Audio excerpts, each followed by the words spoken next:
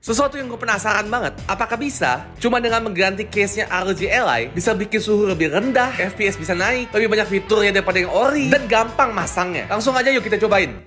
Jadi inilah mod case untuk ROG Ally dari Handheld DIY. Buat yang original ya, bukan yang Ally X. Buat yang awam, mungkin kayaknya agak nakutin untuk modding-modding kayak gini. Tapi tenang aja, sebenarnya mah gampang kok. Bahkan di videonya Handheld DIY, tutorialnya cuma 1 menit. Tapi tenang aja, di video gue nggak akan gue fast forward secepat itu. Supaya yang awam pun bisa ngikutin dengan gampang. Selain itu, di dalam boxnya ada tambahan bumper untuk makro buttonnya ROG Ally. Tapi ini sifatnya opsional. Di bawahnya langsung terdapat mod case ROG Ally-nya Handheld DIY. Yang gue dapat adalah varian ungu, salah satu dari 3 varian warna untuk mod case-nya. Tulis di komen ya menurut kalian warna mana yang paling bagus. Selain itu, ternyata di bawah box-nya pun masih banyak objek-objek lain. Yang pertama adalah langsung dapat obeng, jadi nggak usah manual, beli atau cari sendiri. Dan juga dapat baut cadangan untuk case-nya ROG Ally. Dan habis itu masih dapat power bank strap.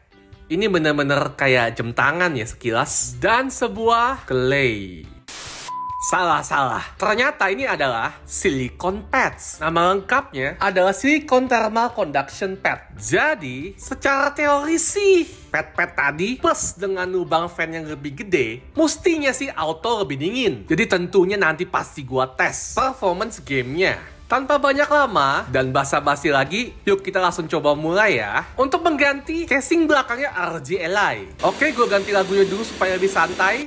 Oke, jadi pertama-tama, baut backupnya bisa disimpan dulu. Dan pastikan nih, ada baut yang lebih kecil, usahakan dipisahkan partisinya dengan baut yang lain. Lalu mulai buka ke-6 baut yang ada di case belakangnya ROG Ally menggunakan baut yang sudah disediakan. Usahakan dalam membuka bautnya untuk menyisakan yang bagian bawah tengah untuk dibuka yang paling belakangan. Soalnya bautnya nggak usah dibuka sampai sepenuhnya. Setelah semua baut sudah dibuka, kita mulai bisa melepas casingnya. Bisa menggunakan pry tool atau guitar pick atau gas langsung pakai tangan juga nggak apa-apa. Casing belakang ROG Ally gua udah pernah gue buka sebelumnya, jadi kelihatannya lebih gampang, jauh lah jika dibandingkan sama buka pertama kali. Tapi kuncinya cuma kesabaran sih, pasti kebuka kok pelan-pelan dan tenang aja, nggak ada kabel apa-apa yang nempel ke casing belakang. Dan perhatiin lagi, baut bawah tengah tetap berada di casing ya, takutnya mental atau apa. Oke, sekarang kita bisa singkirin dulu ROG Ally-nya dan fokus ke casing belakangnya ROG Ally. Di sini kita mesti copotin 4 button yang nempel ke casing belakangnya Ally, yaitu ada left dan right trigger dan juga kedua macro button. Dan walaupun mata bautnya kelihatan lebih kecil, tetap bisa dibuka kok dengan obeng bawaan dari casingnya. Pelan-pelan copot trigger buttonnya. Dan tinggal lakuinnya sama persis untuk button trigger yang satu lagi. Dan hati-hati jatuh ya tombolnya. Selanjutnya kita akan melepas tombol makronya. Yang ini ketika dibuka mesti hati-hati, soalnya ada per di dalamnya. Pastiin jangan sampai hilang ya ini. Lalu tinggal tekan bagian plusnya aja. Dan udah dah, tombolnya udah lepas. Lalu tinggal copotin yang satu lagi. Dan udah beres dah. Nah sekarang tinggal pindahin semua tombol ini ke casingnya Handheld DIY. Pastiin aja untuk menahan tombolnya ke posisi bawah ketika memasangnya. Dan kalau sudah, selalu coba untuk pencet tombolnya. Kalau udah aman, baru lanjut ke trigger button yang satu lagi. Lalu tinggal lanjut ke macro buttonnya.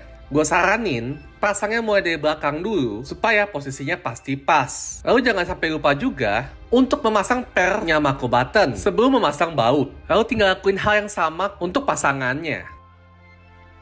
Dan selesai deh, nggak seserem yang kelihatannya kan. Lalu ini adalah step yang opsional, tapi sangat gue sarankan. Ini adalah semacam bumper untuk dalamannya macro button, soalnya ternyata pihak Handheld DIY banyak menerima keluhan bahwa setelah dipasangin mod case yang ini, macro buttonnya jadi nggak terlalu clickable. Jadi di sini disiapkan 4 size tergantung preferensi mau seberapa clickable macro buttonnya. Setelah milih salah satu, tinggal dibuka aja dan langsung dipasang, dan ini gampang banget pasangnya. Posisinya adalah di bagian plus di bawah tombol macro buttonnya. Dan setelah gue coba, gue sangat prefer yang 0,4 mm. Menurut gua, dengan bumper yang size ini, tombol makonya baru enak buat dipencet. Dan setelahnya tinggal dipasang. Belum. Ada satu lagi.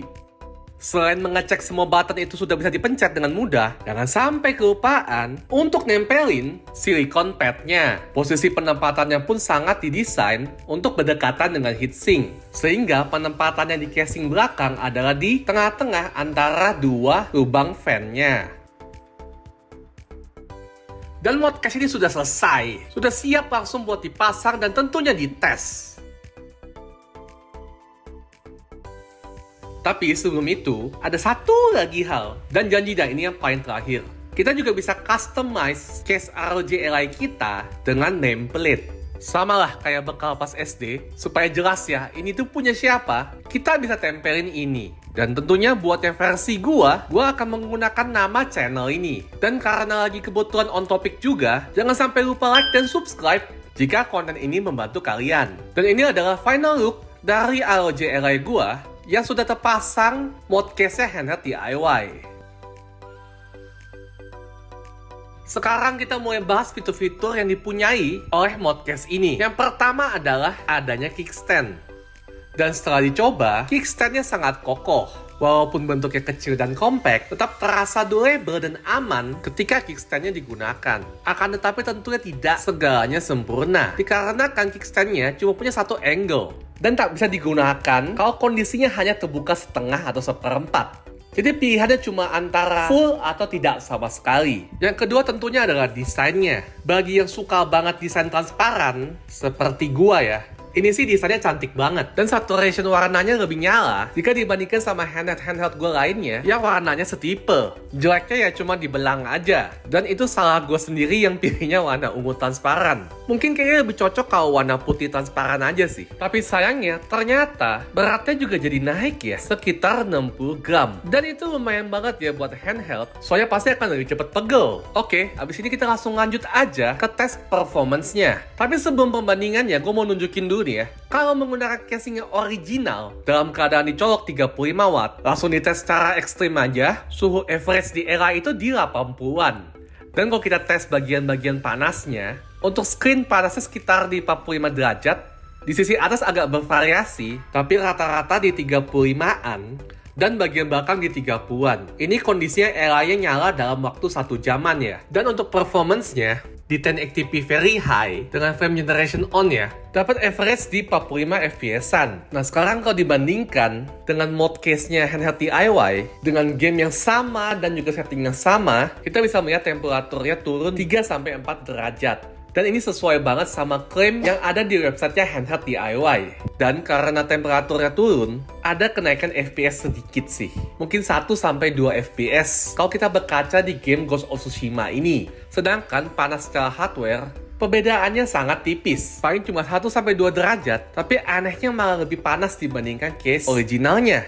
Sebelumnya kita bisa melihat average-nya di 35-an untuk ke sisi atas, tapi ini malah di 37-an. Kalau yang di bagian belakang, perbedaannya cuma di spot ini saja, yaitu spot di mana thermal pad ditempelkan. Panasnya mencapai 45 derajatan. Dan ini cukup sakit kalau dipegang pakai tangan. Tapi ya untungnya posisinya memang bukan posisi yang bakal sering kepegang juga sih mestinya. Tapi tetap aja jadi takut kan. Anyway, yang spot-spot lainnya, semua sama seperti yang original, berada di kisaran 30 derajatan. Gue juga ada cobain tes-tes game lain, dan semua hasilnya sama. Temperatur turun 3-4 derajat, dan average FPS naik 1-2 FPS. Suhu eksternal hardware pun juga sama, dengan bagian atas yang sedikit lebih panas 1-2 derajat, dan bagian belakang yang ada thermal pad berada di kisaran 40 derajat. Jadi memang betul menurunkan suhu secara internal dengan ongkos nih tapi, yaitu bagian atas dan belakang yang sedikit jadinya lebih panas. Dan karena adanya penurunan suhu, jika kita menggunakan Cinebench, benchmark ROG Ally yang menggunakan mod casing dari handheld DIY mempunyai skor yang sedikit lebih tinggi. Setelah itu, seperti yang terlihat di unboxing, boxnya juga sudah include sebuah power bank strap yang menurut gue juga oke banget, dimana kita ketahui bahwa ROG Ally memang tidak mempunyai battery life yang terlalu lama. Dudukan untuk strap ini ada di kickstand-nya, dimana kita harus meng-slide ke dalam strapnya dari sisi atas dan bawah. Pastikan supaya nggak terbalik yang bagian metaliknya itu yang di atas. Lalu tinggal diikat saja seperti jam tangan atau strap pada umumnya. Dan ketika dicoba pun ikatannya sangat kuat. Sayangnya ketika gue cari power bank gue, nggak ketemu gue. Biasalah ya, ketika benda dibutuhkan biasanya tidak muncul. Jadi di sini gue contohkan dengan menggunakan HP Samsung Fold gue, yang menurut gue mungkin 11-12 ukurannya lah, sama power bank yang sesungguhnya. Dan seperti yang kita bisa lihat, ini solid banget ya. Dan buat yang tebel pun juga masih masuk banget. Jadi ya konklusinya, tentunya dengan mod case ini, suhu di internalnya itu menurun sekitar 4 derajat. Performance FPS pun naik, tapi tidak substansial. Masih bisa dibilang 11-12. Yang kedua mungkin akan sedikit subjektif, karena namanya kebutuhan orang pasti beda-beda. Tapi menurut gua kickstand-nya dan juga strap-nya itu lumayan membantu kok di beberapa skenario. Dan yang ketiga adalah secara desain. Gue sih pribadi suka yang transparan-transparan gini. Tapi harus gue akui juga kayaknya mendingan yang warna putih sih. Ini jadinya belang banget. Dan untuk cons-nya, memang betul nih secara internal suhunya menurun. Tapi eksternalnya jadi sedikit lebih panas. Dan yang kedua jadinya lebih berat. Naik sekitaran 12,5%. Dan buat di handheld, itu bisa jadi perbedaan antara cepat pegel atau tidak. Thanks for watching.